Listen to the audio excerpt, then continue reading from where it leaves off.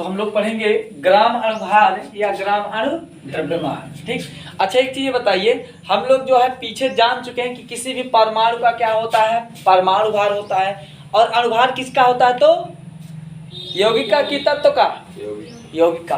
तो हम लोग कह सकते हैं कि अणुभार किसके संदर्भ में निकाला जाएगा, यौगिक के। ठीक, बात समझ आई, कोई दिक्कत।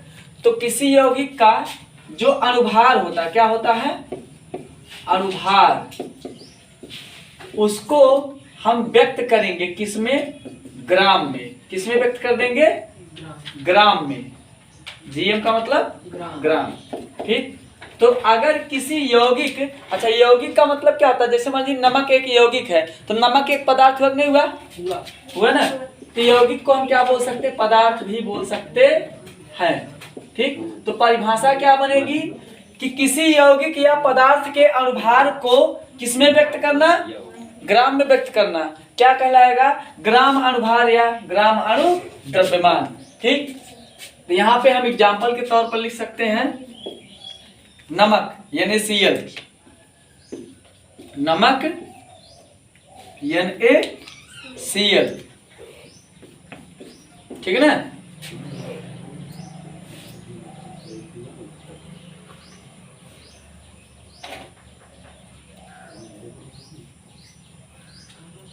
कोई दिक्कत। तो ये जो है नमक को हम क्या बोल सकते हैं, यौगिक भी बोल सकते हैं और पदार्थ भी बोल सकते हैं। कोई दिक्कत।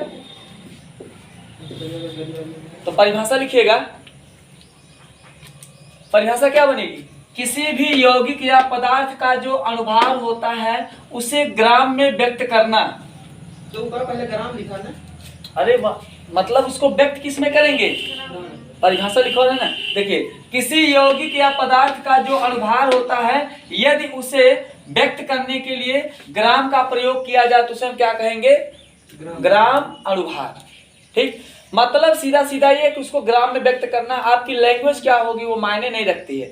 आप ऐसे भी बोल सकते हैं कि किसी भी पदार्थ या यौगिक को यदि ग्राम में व्यक्त, किसी पदार्थ या यौगिक के अणुभार को यदि ग्राम में व्यक्त किया जाए उसे हम क्या कहेंगे, ग्राम अणुभार। बात सुनिए, मतलब आपको सीधा सीधा ग्राम में व्यक्त करना जो है यही उसमें ऐड करना होगा।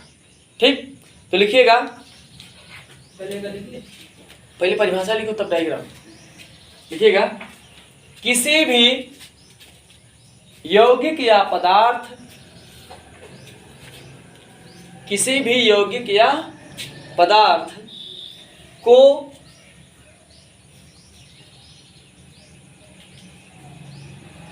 न लिखिएगा, के लिखिएगा, है ना। किसी भी यौगिक या पदार्थ के अणुभार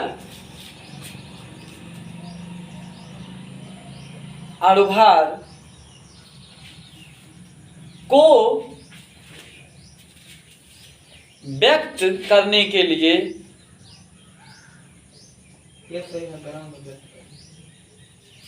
व्यक्त करने के लिए यदि ग्राम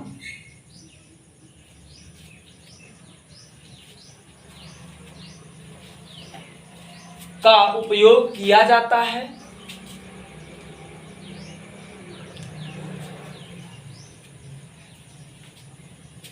तो इसे ग्राम अणुभार कहते हैं।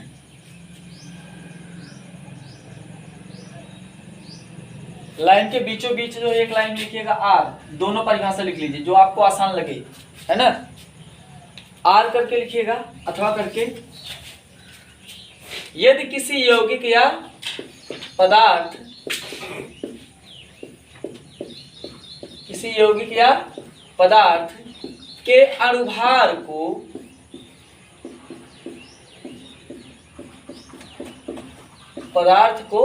क्या लिखे, किसी यौगिक या पदार्थ के अणुभार को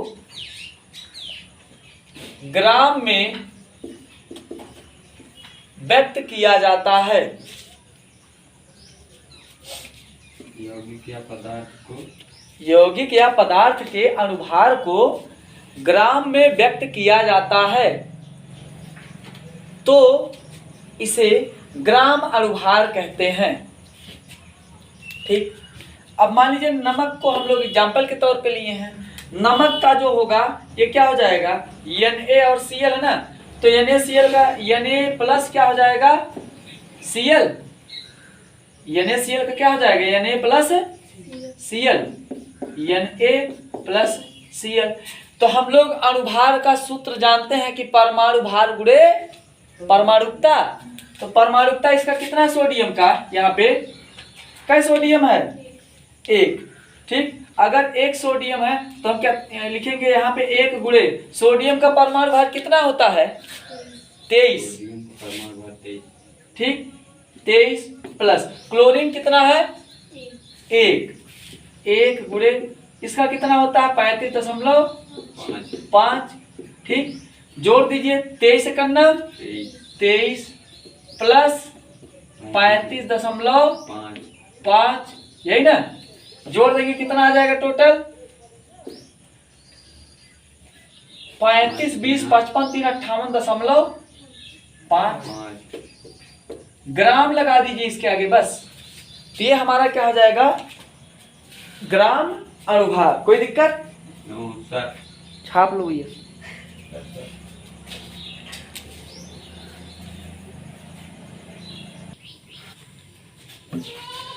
इसमें एक और एग्जांपल लेते हैं K2SO4 का।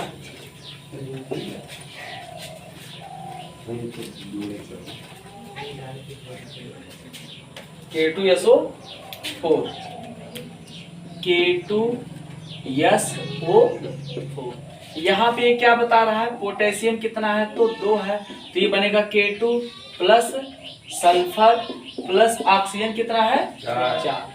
तो यहाँ पे पोटेशियम की परमाणुकता कितनी है, 2 गुणे कितना हो जाएगा, पोटेशियम कितना होता है, लगभग 40 है ना, प्लस सल्फर का क्या परमाणु है यहाँ पे, 1 गुणे 32 प्लस, ठीक। यहाँ पे कई ऑक्सीजन है, 4 गुणे ऑक्सीजन कितना होता है, 16। तो 40 दूना 80 प्लस 32 से करना 32, 16 चौका 64, ठीक। 176 बात सुन रही, ये जो है जिसका जो है उसके नीचे कवर कर देते हैं, बात सुन रही। अब यहाँ पे जो है 80, 32 और 64 हमको यही जोड़ना है, जोड़ देते हैं 80 प्लस 32 प्लस 64, तो ये हो जाएगा 4 2 6 8 3 11 6 17, 176 ग्राम आ जाएगा इसका, क्या ग्राम, 176 ग्राम। तो बात सुने, हमने क्या किया, बस इसका जो अणुभार आया ना उसी का आगे हमने क्या जोड़ दिया, ग्राम जोड़ दिया। ये हमारा क्या हो गया, ग्राम अणुभार। बात सुन रही, कोई दिक्कत, मिटा इसको, ठीक।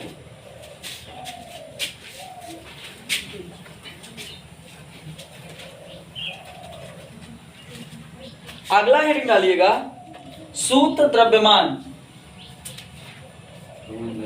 सूत्र द्रव्यमान,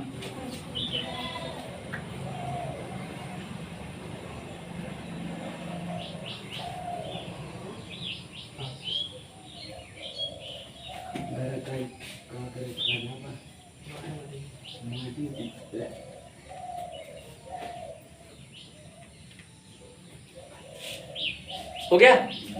अब देखिए सूत्र द्रव्यमान जो है ये कहता क्या है, इसकी परिभाषा हम लोग पहले देखते हैं किस सिस्टम पे काम करती है। सूत्र द्रव्यमान एक तरीके से अगर हम देखें ना तो ये भी अणुभार निकालने जैसा है। ये क्या है, अणुभार निकालने जैसा ही है, लेकिन इसका जो परिभाषा होता है वो किसकी ओर इशारा करता है। तो ये कहता, मान लीजिए कोई आयनिक यौगिक, क्या है, आयनिक यौगिक, ठीक, कोई आयनिक यौगिक है, इसके जो अणु होते हैं, मतलब आयनिक भाग, कौन से भाग, अणु किसकी ओर इशारा कर रहे हैं यहाँ पे, आयनिक भाग, है ना। इसके जो आयनिक अणु, कौन से अणु, तो आयनिक अणु जो होते हैं ये स्वतंत्र रह सकते हैं नहीं। हम लोग पढ़ चुके हैं कि स्वतंत्र कोई परमाणु तभी होगा जब उसका बाह्यतम कोष पूरा होगा। जब तक बाह्यतम कोष पूरा नहीं होगा तब तक वो स्वतंत्र नहीं रह सकता। तो कोई भी आयनिक यौगिक है उसके जो आयनिक अणु होते हैं या आयनिक भाग होते हैं वो स्वतंत्र नहीं रह सकते। बात समझे? वो स्वतंत्र नहीं रह सकते और इस वजह से अगर वो स्वतंत्र नहीं रह सकता तो हम और आप उसको पकड़ पाएंगे? नहीं पकड़ पाएंगे। तो उसका जो द्रव्यमान होता है निकाल पाएंगे? अरे जब वो अभी यहाँ है कुछ देर बाद वहाँ है तो उसका द्रव्यमान निकाला जा सकता है? नहीं निकाला जा सकता। जब नहीं निकाला जा सकता तो इस वजह से जो है क्या किया गया कि जो यौगिक के सूत्र में क्या होता है, यौगिक का जो क्या होता है सूत्र होता है, यौगिक का जो सूत्र होता है उसी के अनुसार हम क्या निकाल लेते हैं, उसका द्रव्यमान। ठीक, क्या निकाल लेते हैं? द्रव्यमान निकाल लेते हैं। उसी को हम क्या कहते हैं? सूत्र द्रव्यमान। बात समझे? क्योंकि कोई भी आयनिक यौगिक एग्जाम्पल के तौर पर हम लिख सकते हैं NaCl। सबसे सस्ता और टिकाऊ एग्जाम्पल क्या है? नमक, सोडियम क्लोराइड NaCl। अब NaCl का आप सोचिए कि Na अलग से मिल जाए आपसे और Cl अलग से मिल जाए तो ऐसा संभव नहीं, क्योंकि Na का बाह्यतम कोष पूरा नहीं, 1 रुपया फालतू लेके परेशान है, कहाँ दान कर दें। और Cl जो है 1 रुपया पानी चक्कर में परेशान है, कहाँ से 1 रुपया मिल जाए। तो ये दोनों जो है डिस्टर्ब है अपने काम में कि अस्थाई है? डिस्टर्ब है ना, अपने आप में डिस्टर्ब है कि शांत है? डिस्टर्ब है। तो हम कह सकते हैं जो आयनिक अणु या आयनिक भाग होते हैं स्वतंत्र अवस्था में रह नहीं सकते और अतः इनका द्रव्यमान भी निकालना आसान या संभव नहीं है। इसलिए यौगिक का जो सूत्र होता है उसी के आधार पर उसका क्या निकाल लिया जाता है? द्रव्यमान निकाल लिया जाता है। उसी को हम क्या बोलते हैं? सूत्र द्रव्यमान बोलते हैं। ठीक, अब जैसे हमने एग्जाम्पल लिया है NaCl का, तो लेते हैं Na और Cl। तो ये टूटेगा तो किस में टूटेगा? Na और Cl में। ठीक, अच्छा एक चीज ध्यान दीजिएगा, आयनिक भाग जो बनेगा अगर देखा जाए तो Na प्लस आयन बनेगा और Cl माइनस आयन। ध्यान दीजिएगा, तो Na और किस में टूटेगा? Cl में। तो Na यहाँ पे कै ठो है? 1 है ना, 1 गुणे क्या हो जाएगा? 23 प्लस Cl कै ठो है? 1 है, 1 गुणे क्या हो जाएगा? 35.5। ये जोड़ देंगे कितना आ जाएगा? 23 प्लस 35.5 बराबर 58.5 आ गया। बात समझे? यही हमारा क्या हो जाएगा? सूत्र द्रव्यमान हो गया। मतलब सीधा सीधा हम कह सकते हैं ये भी अणुभार की तरह है, लेकिन इसका जो सिस्टम है परिभाषा वाला वो क्या थोड़ा सा चेंज है। इसको इतना छाप लीजिए।